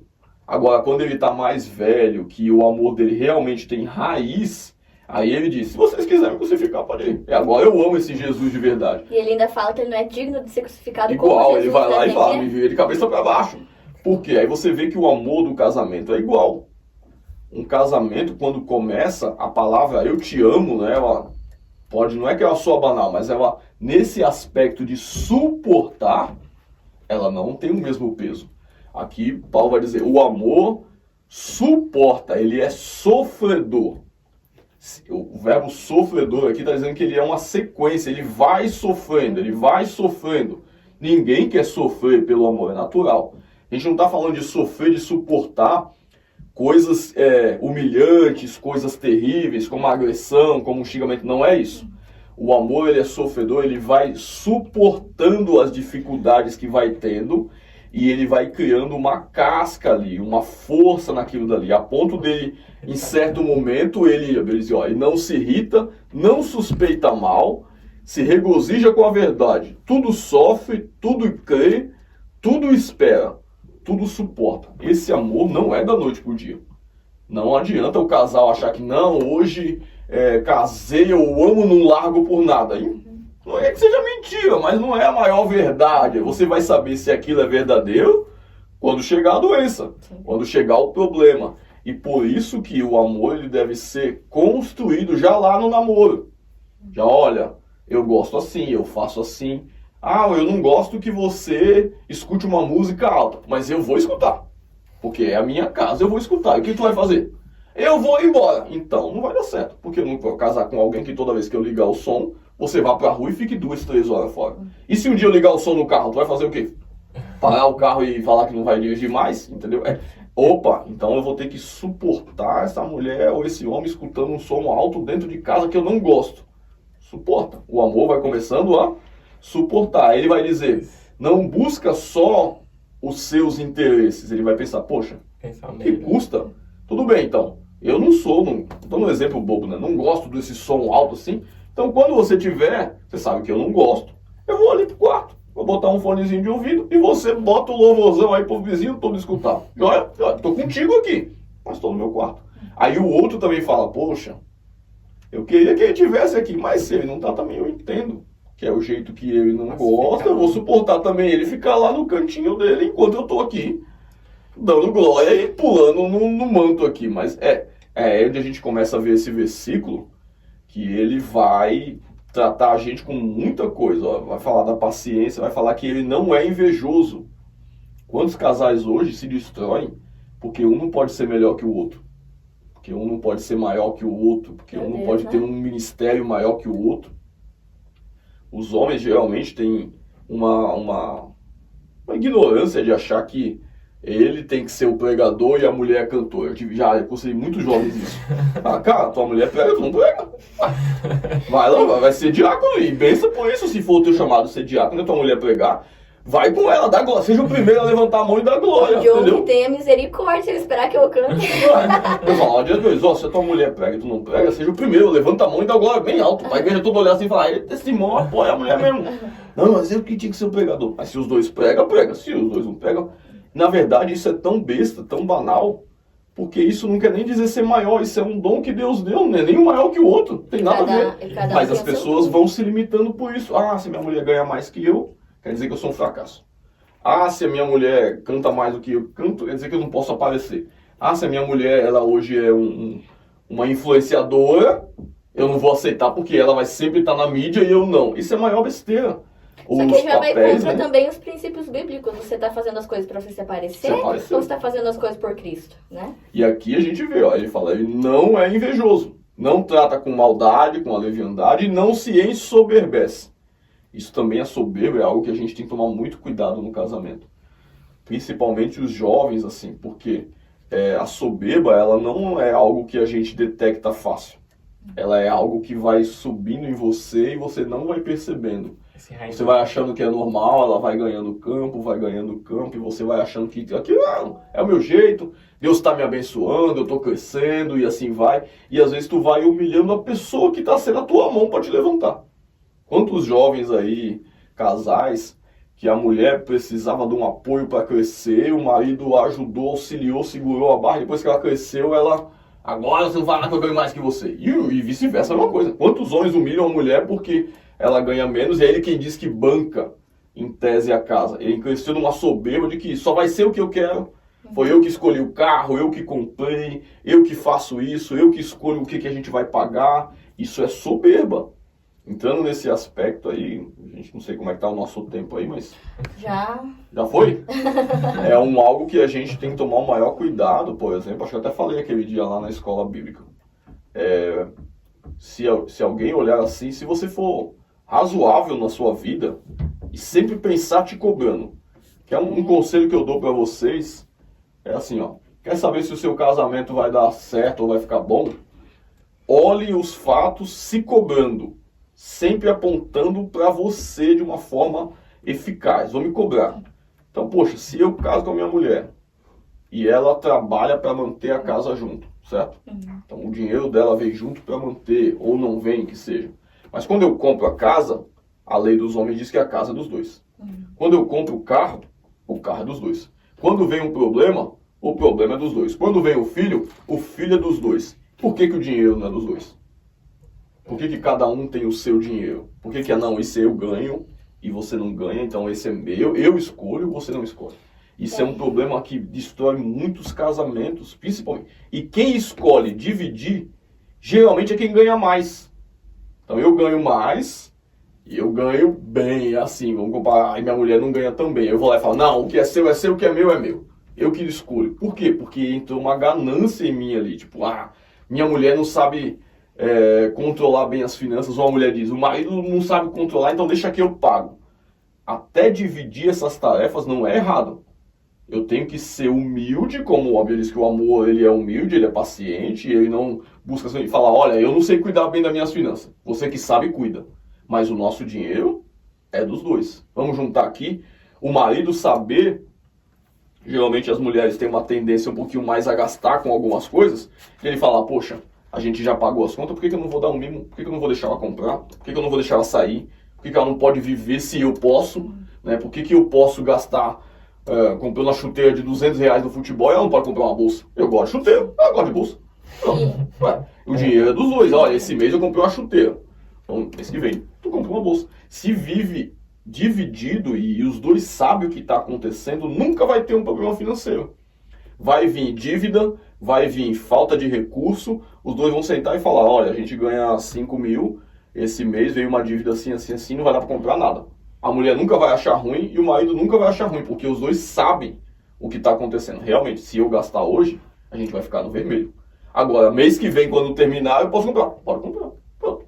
É claro, é aberto. Se você esconde o teu financeiro, a primeira coisa que o diabo planta tá vendo? Ele ganha mais, mas ele vai esconder de você. Será que não está gastando com outra coisa? Da mulher vice-versa. O cara vai dizer, minha mulher ganha mais, ela fica mais tempo na rua, ela fica mais tempo fora. Será que ela não está com outra coisa? Será que ela não se interessou por um outro homem? Então, para finalizarmos, eu tenho um versículo aqui de Efésios, capítulo 5, verso 28, pode-se dizer, que ame seu marido, ame sua esposa como a si mesmo. Aí no versículo 29 fala, porque nenhum homem detestou a sua própria carne, antes alimenta e sustenta, como também o Senhor, a igreja. Que versículo lindo. E lá em Hebreus, capítulo 13, verso 4, diz que o casamento seja honesto entre todos e a cama sem mácula, porém aos prostitutos e adúlteros Deus os julgará. E esse é o versículo que eu quero deixar por final aqui para ficar de reflexão. Amém. Agradecemos, irmão, por você ter aceitado vir aqui. Aprendi muita coisa com o senhor hoje. Vai vir de novo. Colocado no enrascado, né? Vai vir mais vezes. E vocês que ficaram até o fim, a gente vai estar sorteando um livro diretamente exclusivo, A Presença das Mulheres e das Crianças, a origem do cristianismo. Ô, glória! Então, segue, curte, compartilha, comenta aí, você que ficaram até o final, foi cumprido, mas vai ter recompensa. Amém, meus irmãos? Deus Paz do Senhor. abençoe. Obrigado por ter assistido.